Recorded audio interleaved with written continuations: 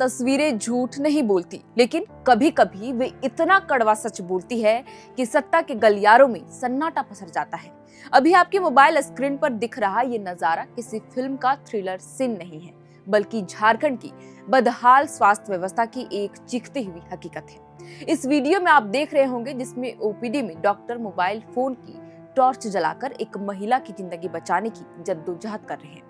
इस वीडियो को नेता प्रतिपक्ष बाबूलाल मरांडी ने सोशल मीडिया प्लेटफॉर्म पर साझा किया है। लेकिन सवाल है कि क्या इस वीडियो को साझा करने के पीछे बाबूलाल मरांडी की कोई राजनीति छिपी हुई है?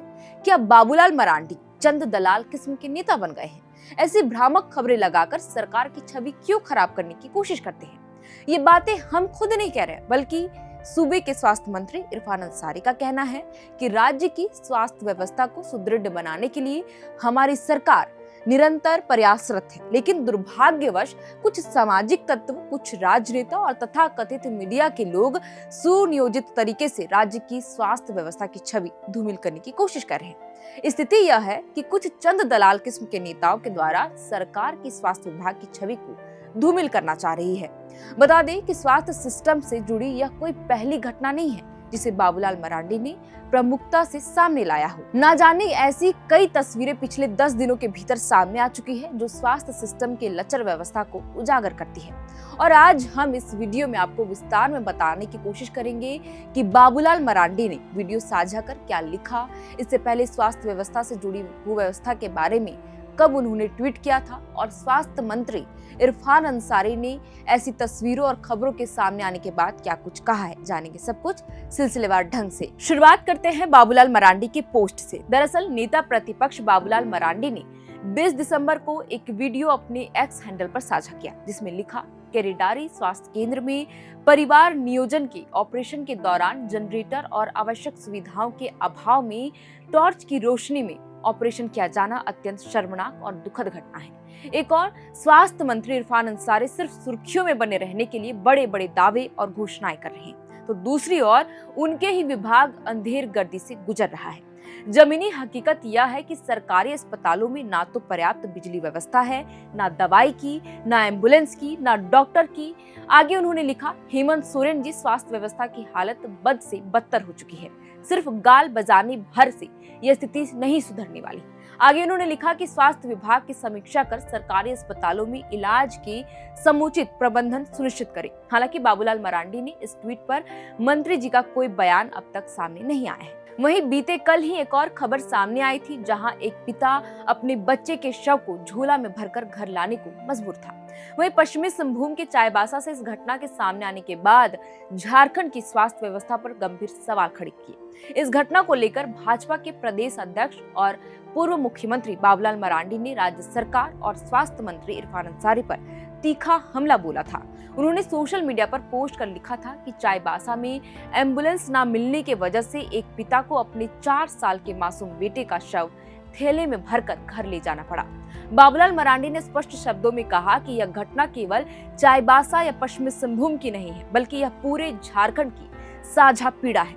उन्होंने चिंता जताते हुए कहा कि राज्य की स्वास्थ्य व्यवस्था को गर्त में धकेल दिया गया है और स्वास्थ्य मंत्री अपनी जिम्मेदारियों को महज एक मजाक समझ रहे हैं। हालांकि बाद में इस बात की पुष्टि की मंत्री इरफान अंसारी ने कि बच्चा 4 साल का नहीं बल्कि 4 महीने का था। लेकिन सवाल यहाँ उम्र की नहीं, सवाल स्वास्थ्य व्यवस्था का है। बहरहाल मंत्री इरफान अंसारी ने एक्स हैंडल पर बयान जारी कर लिखा था, चाईबासा से जुड़ी एक घटना जो कुछ तथाकथित मीडिया माध्यमों में दिखाई गई, जिसमें एक परिवार के बच्चे को झोले में ले जाने का दृश्य दिखाया गया। यह मामला मेरे संज्ञान में आते ही मैंने तत्काल संज्ञान लिया। संबंधित पदाधिकारियों के खिलाफ कार्रवाई की प्रक्रिया भी शुरू कर दी गई और सिविल सर्जन से इस पूरे मामले पर विस्तृत और तथ्यात्मक जवाब तलब किया गया है। लेकिन इसके अलावे इरफान अंसारी ने यह भी लिखा कि यह एक गंभीर चिंता का विषय है कि चाईबासा और पलामू जैसे जिलों में आए दिन इस तरह की नकारात्मक और भ्रामक खबरें लगातार फैलाई जा रही है। इससे न केवल सरकार की छवि को नुकसान पहुंचाने का प्रयास किया जा रहा है, बल्कि ईमानदारी से काम कर रहे डॉक्टरों और स्वास्थ्य कर्मियों का मनोबल भी तोड़ा जा रहा है। आगे उन्होंने लिखा कि चाईबासा जैसे दुर्गम क्षेत्रों में डॉक्टर पहले ही जाना नहीं चाहते और इस प्रकार का नकारात्मक माहौल स्थिति को और कठिन बना देता है। मैं जनता और मीडिया से भी अपील करता हूं कि यदि कहीं खामियां हैं तो उन्हें सीधे हमारे संज्ञान में लाएं और जांच भी होगी, कार्रवाई भी होगी और सुधार भी होगा। लेकिन बिना पूरी जांच के किसी डॉक्टर या पूरे विभाग की छवि को मीडिया ट्रायल के जरिए खराब करना उचित नहीं है। इसके अतिरिक्त अगर हम बात करें तो महज 6 दिन पहले ही गुमला से एक ऐसी ही तस्वीर सामने आई थी, जहां आदिम जनजाति समुदाय की एक गर्भवती महिला सुक्री कुमारी को बहंगी के सहारे परिजन अस्पताल लेकर जा रहे थे। हालांकि समय पर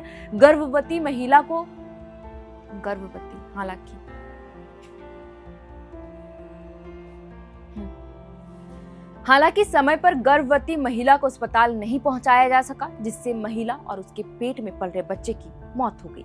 और ये कोई पहली घटना नहीं है जब इस तरीके की तस्वीर सामने आई हो।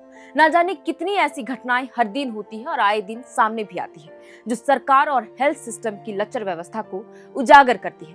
खैर, मंत्री जी को लगता है कि ऐसी भ्रामक खबरें फैलाकर स्वास्थ्य विभाग और सरकार की छवि खराब करने की कोशिश की जाती है। जब विपक्ष इन मुद्दों को उठाने की कोशिश करता है तो उसे भी मंत्री इरफान अंसारी जी चंद दलाल नेताओं में गिनती कहकर सरकार को बदनाम करने की कोशिश करार दे देते हैं। बहरहाल, लेकिन सवाल यह है कि जो वीडियो हजारीबाग के केरीडारी से सामने आया है, जहां डॉक्टर बिजली के अभाव में फोन का टॉर्च जलाकर ऑपरेशन कर रहे हैं, क्या इसे भी मंत्री स्वास्थ्य विभाग की बदनामी और साजिश करार देंगे?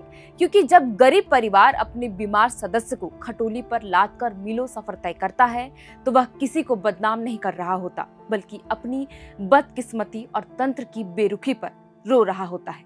इस पूरे खबर पर आपकी क्या राय है, हमें कमेंट कर जरूर बताइएगा। फिलहाल के लिए इस वीडियो में इतना ही। आप देख रहे थे एयर नाउ और हमारा नाम है श्रेया रतन। बहुत बहुत शुक्रिया।